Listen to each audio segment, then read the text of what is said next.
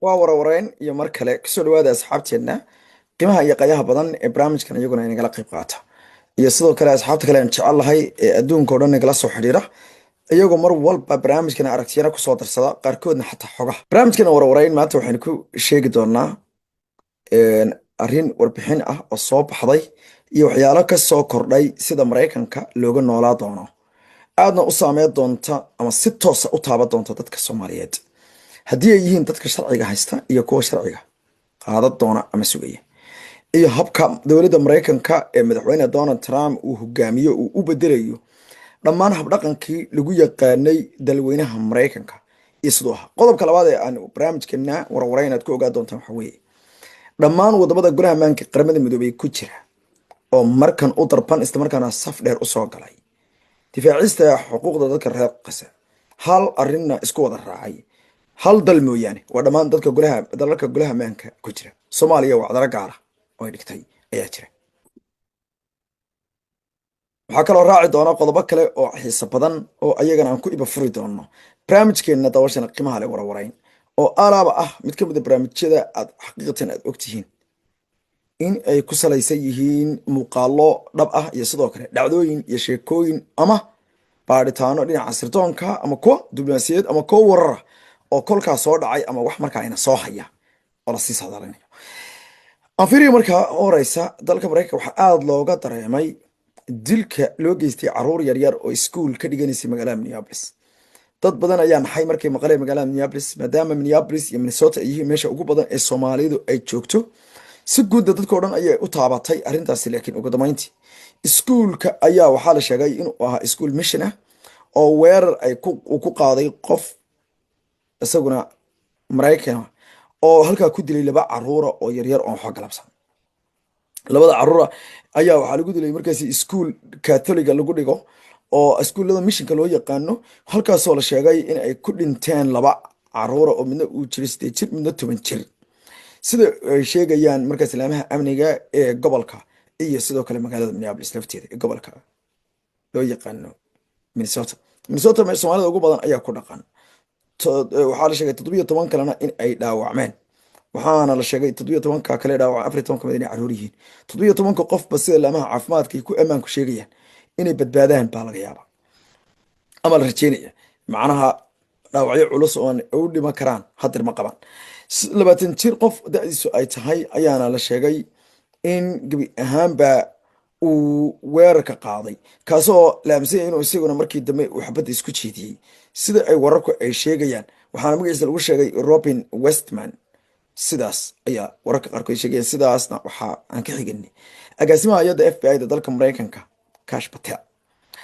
madaxweynaha Mareykanka Donald Trump ayaa amar ku bixiyay in calanka dalka Mareykanka hoos loo dhigo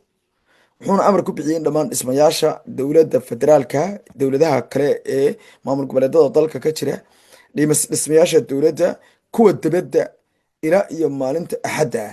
hoos loo dhigo calanka dalka Mareykanka si loogu galiliyoodo si loogu markaas urugoodo ayuu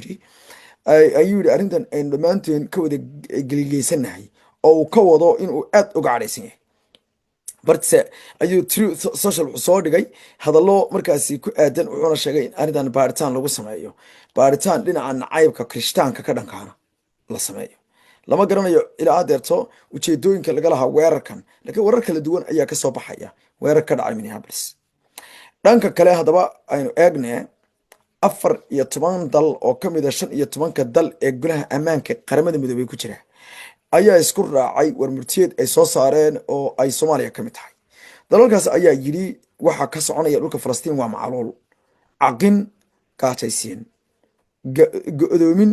iyo sidoo kale dhibaabo aan waxba loola harin ubadka iyo dhalaanka yaryar iyo kuwa kale caydiga ah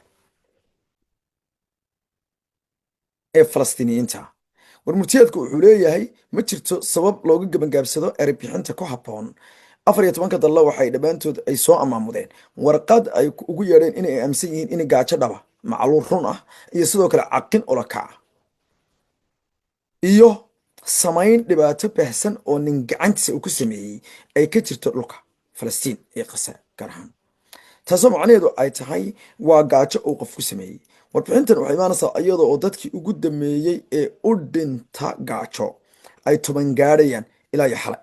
ee ayagoo aan xabad ku dhicin ama aan dhaawacmin laakiinse gaajo darteed haraad iyo dhanqalan saxariir u dhintay. caruur yaryar ayaa la arkayey oo dardhigta saaran oo gabayo xataa inay ooyaan si ay ugu tiraabaan dhibaatooyinkooda ay codkooda u gaadhsiiyaan. waad ogtiin caruurtu markay ooyeyso waxay ka celinayaan falcelin dareenkooda. waxa ay markaa dareemayaan ayay rabaan inay ku gudbiyaan markaasi oohin, haddii ay tahay xanuun, hadday tahay gaajo, hadday tahay tabasho kale, hadday tahay in wax laga qaatay, iyo hadday tahay xanaaq. intuba waana awoodda ugu badan ee caruurtu ay isticmaalaan si ay u gaadhsiiyaan qof kale ama dad kale cabashadooda, qaarkood inaysan hadalka tahlin ama hadalka aysan gaadhin. xataa kuwa hadlaya mararka qaarkood arrinta marxaladda aysan markaasi waxba ku qabsan karin gacantooda waxay kaga jawaabaan oohin. laakiinse sida qaramada midoobey hadeerto, gaar ahaan hay-adda iyadu loo yaqaano The Save the Children, qaramada midoobeyna la shaqeysa kana madax banaan, ay qirtay. waxay yidhahdeen caruurtii waxa ay noqdeen kuwa oohintii gabay. golaha ammaanka qaramada midoobey intii dhegeysigu soconayey ayaana laga sheegay.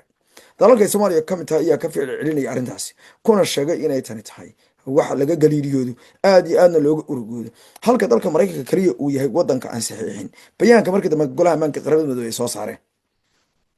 sidaasna waxay u muuqatay in dowladda maraykanku ay hoos uga soo soka dhacday erebixinta mudnaanta leh ee ka midka tahay gaajada iyo macaluusha meeshaasi ka jira. waxayna sheegeen in ay u baahan yihiin kalsooni badan in marka horeysa laisku weydiiyo hay-adda the integrated loo yaqaano food security face classification system, taasoo loo yaqaano hay-adda ugu ballaaran ee dunida ee soo saarta, kadib markii israa'iil ay sheegtay in ay hay-addaasu ay been sheegtay. maraykanku inkastaysan si toosa u dhihin 100% arrintaasi waa been, haddana ku-xigeenka xogayaha joogtada ee qaramada midoobey u fadhiya golaha ammaanka dalka maraykanka ama kusimahaan dhaho gabadha loo yaqaano Dorothy Shia ayaa sheegtay in ay gebi ahaanba hufnaanta warkaasi ay su-aal ka qabto, gaar ahaan hay-adda IPC oo ay leedahay gebi ahaanba waxay u egtahay in aysan ku baasin ama aysan ku barmoosin itixaan laga qaaday. ma aysan sheegin itixaanka warka laga qaaday noocuu yahay. ma aysan sheegin haddii dowladda maraykanku ay dad xaqi raadinayo guddi ay gudaha u dirtay qasa oo soo indhandheeya. sidoo kale ma aysan sheegin haddii ay indhahooda taa kusoo arkeen oo ay leeyihiin waatan oo dadkii way dharagsan yihiin oo barwaaqi ku jiraan iyo aaran ee war baa la sheegaya waa been ama warka la sheegaya waa been. waxaasoo dhan ma aysan dhihin. dadka qaarkood ayaa ku tilmaamay arrintan inay tahay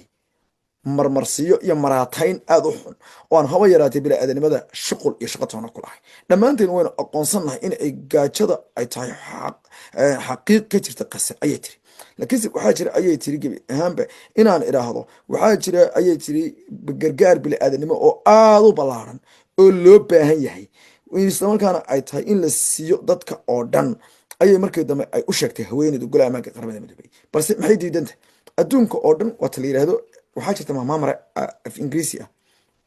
oo weliba maraykanku iska leeyahay. waxay yidhahdaan the word matters. waxay yidhahdaan ereygu macnuu sameeya ama macnuu keena. waxa weeye halka inagu aynu ka nahno waaye waxaa ugu soo dhow moogtahay qosollo hiil leh. yacni qofka haddaad xitaa marka uu hadlo aad u yar qosasho, ama haddii uu qof la dagaalamayo xitaa aad u qosasho markuu asagu wax wato waad u helisaa laga wada. yacni ama wax weyn buu taraya. ama sidoo kale afmaalkii soomaaliyeed ee gabyaagii islaan carabey waatuu lahaa afku wuxuu la xoog yahay magliga xawda kaaja. macnaha isagoo gebi ahaanba miisaanka iyo awoodda uu hadalku leeyahay isagoo sheegaya yani ayuu saas ku dhigay. sidaa daraaddeed yacni hadalka ayaa markaasi waxa laysku haya waxa weye horta marka horeysa ficilku wuxuu ka bilowda hadalka. wax walbana ficil lagama bilaabo. marka horeysa waa laga hadlaa arrinta. hadalkii ayaa u muuqday inay durayso. 14 dal ee kale golaha ammaanka qaramada midoobey ku jira way isku raaceen. markii dambena waxay go'aansadeen inay warmurtiyeedka ay sii daayaan oo ay si kama dambaysa ay u ogolaadaan in la wada dhegeysto oo caalamkooda uu dhegeysto, oo markaasi ay sheegaan gaajo qof sameeyey, barakicin iyo sidoo kale baabiin, qalalaase macaluuleed, caqin iyo sidoo kale wax loogu yeedhay dhanqalin oo dadka in la dhanqaliyo ah oo baad iyo biyaba laga soomiyo ayay si olakaca loo sameynayaan. waktigana maaha waktigii la hadli lahaa, waa waktigii la jooji lahaa qase gaajadeeda ayay yidhahdeen. laakiin markay noqoto golaha ammaanka qaramada midoobey wax ma soo saari karaan oo arrinta tusaale ahaan go-aan masiiriya ma soo saari karaan. marka lasoo kabo oo maya. sababta fiitooga qaramada midoobey ee madaxweyne Donald Trump iyo kooxdiisu ay isla dultaagi doonaan iyo Maraykanka yaan si gaaraba Donald Trump u dhihinay waa dhaqan Maraykanku uu usoo taagnaa muddo aad u badan oo fiitooga golaha ammaanka qaramada midoobay in lagu yuryuriyo mar walba qadiyadda haddii la damco in wax laga bedelo habka Israa'iil u wajahayso marxaladda reer Falastiin soo jirtay muddadii 70 sanadood ka badneed soo taagneed markii hore Ingiriiska ayaa isticmaali jiray veto inta badan Ingiriiska markuu dhaqaala beelay ee adduunkii markaasi soo leefleefi jireen badankiisa ay sanaceen wuxuu iskaga wareejiyay arrintan iyo qayladeeda Maraykanka wuxuu yiri adaa tabar iyo taago haye igala wareeg haddaba anfiriyo dhinaca kale maxaa soo kordhay marxalado aad u xooggan oo dalka Maraykanka ayaa isbedel waaweyn ka jira hadda dalka Maraykanka aad ku nooshahay iyo haddii aad dalka Maraykanka siyaasadda daneynaysid iyo haddii ehelka uu ku nool yahay iyo Soomaalida iyo Maraykanku si isugu xidhan yihiin intaba wada baahan tahay warkan sababtoo ah waa dalka ugu weyn ee Soomaalida saameynta ugu badan ku leh dalka Maraykanka Soomaali badan oo Maraykan jooga kumanaan Soomaaliya Maraykan bilaayiin dollar ayaa Maraykanka laga diraa oo Soomaaliya qoysaska lagu caawiyo ehelkooda lagu diraa maalin walba waxaa kumanaan qof oo Soomaaliya ayaa wadanka ka noqda oo taga wadankaas si saameyn toosa oo ballaaran ayay ku leedahay dhaqaalaha wadanka Maraykanka sidoo kale imaanshaha dad badan ayaa rajeynaya inay yimaadaan oo ama ehelkoodii doonaya inay kusoo biiraan u yimaadaan ama ayagu raba inay digarogasho dhinaca nolosha ka sameeyaan sidaa daraadeed isbedello dhinac walba leh ayaa wadanka ka dhacay madaxweynaha Donald Trump wuxuu isku dayayaa in uu wax walba oo dalka Maraykanka oo horey u jiray uu sidii hore wax ka bedelo faa'iidada iyo khasaaraha ay kala leeyihiin waa lagu kala aragti duwan yahay waxaana ka mid ah hay'adaha madax bannaan dalka Maraykanka CDC shaqadii ayay iska casishay gabadh 30 maalmood kaliya shaqada haysay waxaa ka mid ah bangiga dalka Maraykanka ee dhexe federal wuxuu loo yaqaanay Federal Reserve oo weligii iyo allihii 112 sanad ugu dambeeyay madaxweynaha Maraykanka uu safar gelin waxaa ka mid ah hay'adaha kale madax bannaan si hay'adda FEMA hay'adda Federal Emergency Disaster hay'adda masiibooyinka qaranka ka hortagta oo hadeerto 200 oo qof laga suspicion laga siiyay kadib markay cawdeen waxaa jira hay'adaha kale ee socdaalka ee dalka Maraykanka wax badan laga bedelayo maxkamadaha dalka Maraykanka talaabooyinka kale ee dhinaca shuruucda dalka Maraykanka arrinta ugu weyn ee kale la qaadanay waxa weeye sida dalka Maraykanka subsidy iyo welfare dadka la sii jiray ama gacan qabashadii dawladda oo wax badan laga bedelay shuruudo badan lagu xiray shaqooyinka dalka Maraykanka cashuurihii la samey jiray oo dadka leeyahay noloshoodu waa dhaxdhaxaad ama waa low income oo dadka shaqeeya waa lagu kordhiyay baa la leeyahay dadkii kale ee kor noloshoodu ahaydna ama milyan iyo billionaireskiina waa laga jabiyay waxyaa dhinaca marka wax walba oo dalka Maraykanka faragelin aad u xooggan ay ku socoto dastuurka dalka Maraykanka ayaa isaga la taabtay xaqa dhalashada caruurta ku dhalanaysa halkan ay waalidkood usan sharciga haysanin ama kuwa kale in ayagana la bedelo oo right of soil wax loo yaqaano ayaa iyadana muranki ugu weynaa uu ka taagay arrimahaas oo dhan ayaa wax bedel xooggan ka socda haddaba arrinta halkaas laguma joojin sidoo kale qaabka loo qaadanayo kaarka cagaaran the green card iyo dadka imaanaya qaxoontiga habka loo gacan qabanayo intuba saameyn aad u xooggan ayay yeelatay tusaale ahaan kaarka cagaaran sida loo qaadanayo waxa ay ahayd si markaasi qofku hadduu sharci dalka Maraykanka ku yimaado tusaale ahaan qaxoonti waa lagu keenaa waxaa jiri jiray in muddo sanad gudaheeda la siiyo inta kalena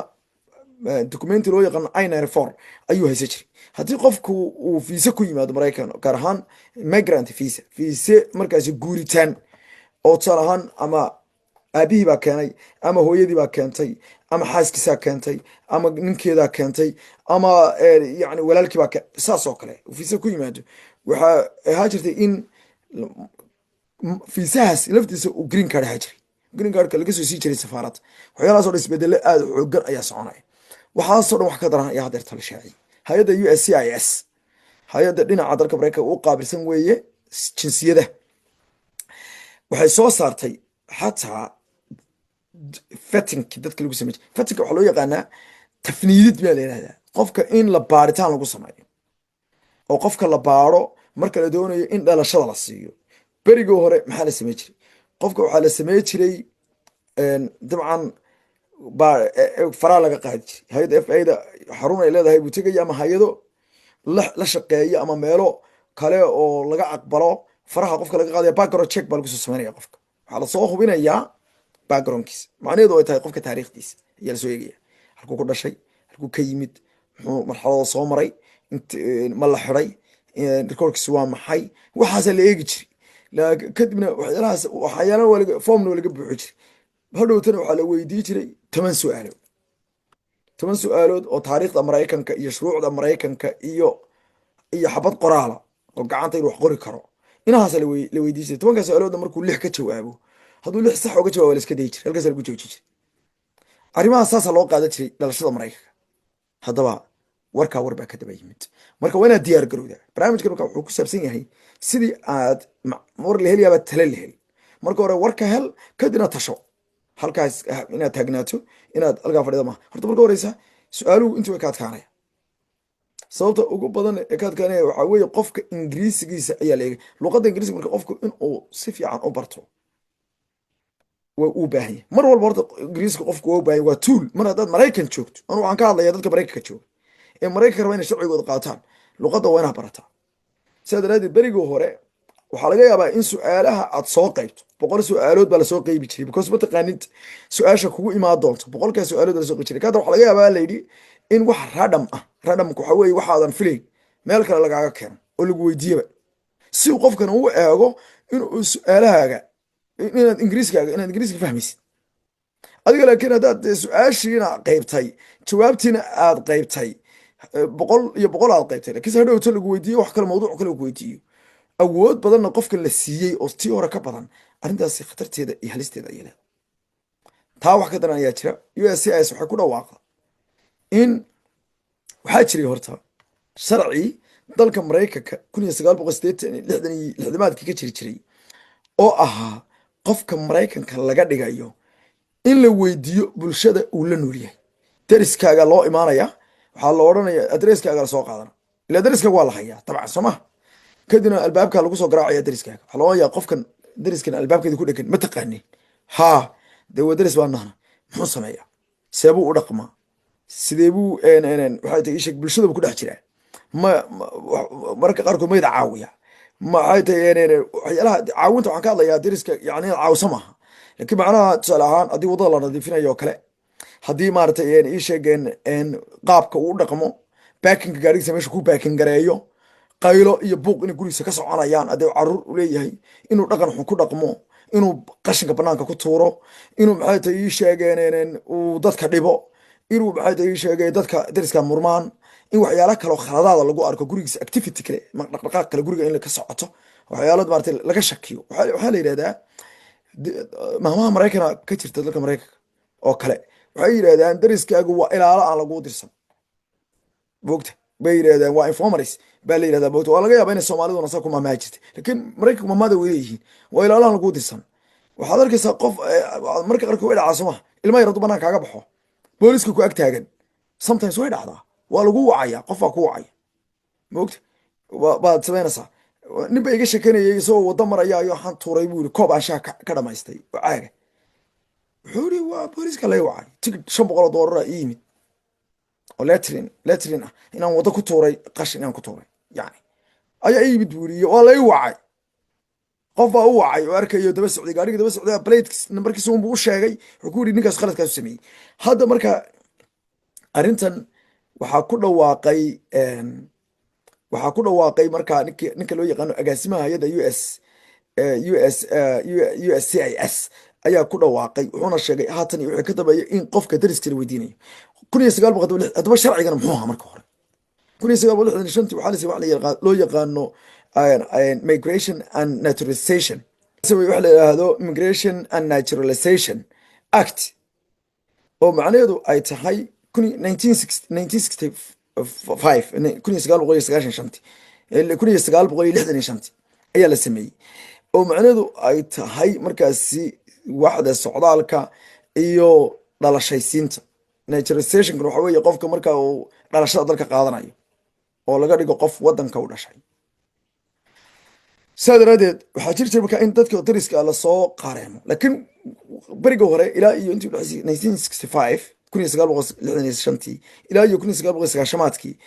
waxaa uun la eegi jiray wax yarun baa laga samey jiray, ama qofka waxyaala baa la weydiin jiray dadka dariska. laakiin haddeerto way ka cadaada. madaxweynihii ninkii loo jiray bushkii koobaad, George H.W. Bush, madaxweynihii bushkii dama dhalay ayaana joojiyey arrintaas oo laalay oo yidhi looma baahna qofka sarkaalka interviewga qof ka qaaday inuu soo baxo oo qofkii uu weydiiyo, dadkii qofkii dhaqankiisi weydiiyo dabagal ku sameeyo calaa iyo kula xad. arrinta waa la soo celiyey haddeerto markaa haddii aad sugayso oo weliba dadka haddeer sugaya arrinta aad bay ku anfici doonta ama dhowaan doonaya in dhalashada qaato arrintaas way kugu soo socotaa marka haddaad dariskaaga haddaad horey isku maagteen oo dee dadka biniaadanka qaar baa dariska isku dhacaan haddaad horey isku qabqabsateen hadda waxaa ku dhihi lahaa iska hagaaji ma ku dhihi lahaa maogtahay dadkan weliba tricks yar haddaan idisiyana waxaa ka mid a maogtahay inaad intaad maalin cunto samayso inaad albaabka ku garaacdo oo intaad salaanto aad u geyso maogtahay ebaard afar cuno cisho maxaa ta ii sheegeen inaad salaanto oo maarata ii sheeg markay banaanka isku aragtaan inaad salaanto waxyaalahaasaa ka mid a haddii dariskaagu dee ilan khasama hadeer qofka xaggan iyo xaggan hadeerta hadeer aniga gurigaan deganahay hadeer maraykan gurigaan deganahay labada dhinac marka midig u baxay marka bidix u baxaba caddaan ba iga xig sidaa daraadeed haddii brito lagu soo garaaco oo ay la weydiiyo iyo waxa laga yaaba ugu yaraan 3 guri in lagu garaaco ama 2 in midkood lagu garaaco oo la weydiiyo la yirahdo ninkan ma taqaaniin gurigan yaa galaa gurigan qaabkeebay maxaad u nool yihiin maxaad ku aragteen muxuu sameeyaa suu socdaa seebuu u dhaqmaa seebuu baabuurka markuu baag ka baxay u galaa seeba waxaas dhan baa la weydiinaya ma ogta macnaha marka taas waa xog aan idin siinayo oo walaalnimo iyo Soomaali ahaan aan idin siinayo waa inaad ogaato dadkeena waa inaad gaarsiisaan arrintaas marka waa arrin marka laga yaabo dad badan inaysan ogeyn arrinta lagu soo daray arrintaas waa arrin waxay qaadan doontaa doorkeed ninka loo yaqaano Joseph Edlow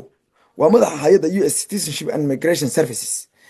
oo USCIS waa qaybta jinsiyadaha iyo socdaalka dalka Mareykanka wuxuu yiri doorka ugu badan ee wuxuu yiri hubinta waxaanu sii doonaa shacabka Mareykanka Thierry Trump arrinta uu iibinaya day wuxuu leeyahay dalka Mareykanka shacabkiisa maadaama aan u ballan qaaday wax walba idinka go'aan ka gaari doona arrintan go'aankeedana idinkan wax idinka siinaan yaa dalkeena u qalma yaan u qalmin qof shacaba baa go'aami kara buu marka ma ahayn baa layidhi dadka sharciyaqaanka waxay leeyihin inuu hadalkan uu dhaho waa hadal aad iyo khatar u ah because waxaa laga yaabaa qofkii dee qofkan carabi labadan way isqaniinahay haddii qofkan uu yidhahdo qofkan waa qof xun ama waa qof maxaa degisha waa ruud ama uu yidhahdo waa kan ama uu yidhahdo waa qof aan shaqaysan ama uu wax iskaga kaa eedeeyo ama uu yidhahdo qashin banaan ku tuuray ama wuxuu yidhahda maalin buu dadku maagaa ama waxyaalo kale ama waa faylansiga gurigiisa maalin walba qaylaa ka dhacaysa ama xunta uu kaa sheego ila qof xumaanta doonaya wuxuu kaa sheego waayi maayo moogti waayi maayo waxaa qof de hadduu xumaanta waxaan ka hadlayaa in case ay dhacdo arrintaasi dhacdo waa hawshaadii way dhamaan kartaa waayo wuxuu yidhi go-aanka ayagaa wax ku leh go-aankana dowlad baa loogu talagalay in si madax bannaan oo cadaalad wax u baadhee dadka suuqa jooga iyo dadka dariska kulaha haddii lagu weydiinayo in muwaadin lagaa dhigay in kalena waa khatar weyn maxaa marka ujeedada arrinta ka dambaysa waa maxay ujeedada arrinta ka dambaysa wax kale maaha waxaa weeye waa xakamayn yarayn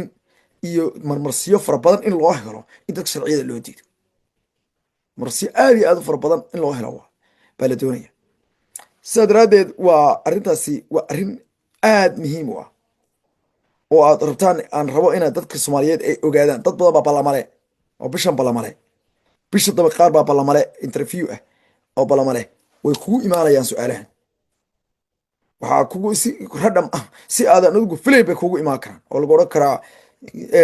dariskaaga ka war marka haddaad dariskaaga is hayseen oo ka waran lagu yidhaahdo dee waa inaad diyaargarowda at least waxaad ku jawaabi lahayd adaa yaqaan laakiinse anugu waxyaalaad samey lahayd oon kuu sheega samey karaysi xiriirkooda inaad hagaajiso cilaaqaadkooda inaad soo noolayso waa haddii aad tahay qof hadeerto deris la ah oo markaasi mar walbana way wanaagsan tahay dhaqankeena innaga waad ogtihiin mar walba dhaqankeenu waa khuluq yacni wanaagsan oo ah deriskeena inaynu hagaajin deriskeenu inuu muslim noqdona dee shardi maaha xasuuso dariska nabiga wiilkii yaraa yuhuudka ahaa ee reerkii yuhuudka ahaa kamid ahaa uu booqa jiray weliba laga sheeganayay inay nabiga dhibaatay jireen haddana nabigu inuu maaragtay u tegay sakaraadkiisii iyo dadka qaarkoodna ay gaarsiiyeen janaasadiisii ayuu tegay fiir waxaa lagaa rabaa adiga inaad akhlaaq wanaagsan dadka kula dhaqan ogowna noloshii bini aadankii maanta dib ayay usoo noqonaysa dadka qaarkood waxay leeyihiin adduunka dhibaata ka socoto ha layslaayo ha laysdumiyo ha laysdulmiyo laakiinse dhinaca kale waxaa laleeyahay dad badan hogaamiyaal badan oo adduunka usoo baxaya hadda waxay leeyihin war akhlaaqdii dib ha loo soo noolay hadda maalin dhibta waxaa soo baxay ma jiraad maqasheen waxaa soo baxay barnaamij aad loo faafiyey baa soo baxay oo ahaa in doorkii ragga lagu soo celiyo inay dumarka hogaamiyaan ila adduunka oo dhan wax caadiya bay ahaan jirtay dumarka in ay ragga ka dameeyaan beriga hore hataa niman caddaana bilowday oo arrintaa ololeynaya waxaan ka hadlaya dad caddaan oo bilyaneerisa ayaa uu lacaga ku bixinaya oo leh si faamiladii iyo qoysaskii loo badbaadiyo dadkaas barbar yaacaya dadka soo raacaya qoysaskii way ku burbureen oo dhibaato badan baa timid oo tarantii baa ku yaraatay oo fiitoogii baa iswada leekaaday nin walba hadduu awood gabadha iyo wiilka hadday awood isku mid ay leeyihiin hadda way socotaa yacni marka waxyaalo badan baa adduunka isbedelaya ogow hadda marka waxyaalaha isbedelaya waxaa ka mid ah tiktok maxaa loo haystaa tiktok waxa ugu badan ee loo haystaa waxaa weeye akhlaaqdii carruurtu naga dumiyey yaa leh wadamada reer galbeedka baa leh unfortunately laakiin weli soomaaliya maad ka maqasho hal maar waa wasiirkii hore oo isgaarsiinta ayaa mari yidhi waan xidhayaa asigana shaqada laga eriyey dib yaad u aragtay wasiir jaamaca loo jiray wasiirkii shaqada jaamac khaliif maalintii uu yidhi tiktok waan xidhayaba kadib baa la eri fiiri waa waxyaalaha moogta ii sheeg adduunka o dhan marka waxa socda saxaasaa socda waxaanad ogaataa waxaa la ogaaday qofku hadduusan akhlaaq lahayn dadnimo male wax tar male qofku hadduusan akhlaaq lahayn ma shaqaysta weeye qoftuusan waxba ma barto waxaana ma baran waa waxyaalaha markaa loo ilaalinaya dadka akhlaaqdoodii dib loo soo kabcinayo ee dagaalka loogu wada ee lagu weydiinayo adiga dadka dariska dhaqankaagaa la weydiinaya dadka dariska sidaas bal inaguna ka doodno arrimahan soo kordhayo caalamkana isha ku hay amana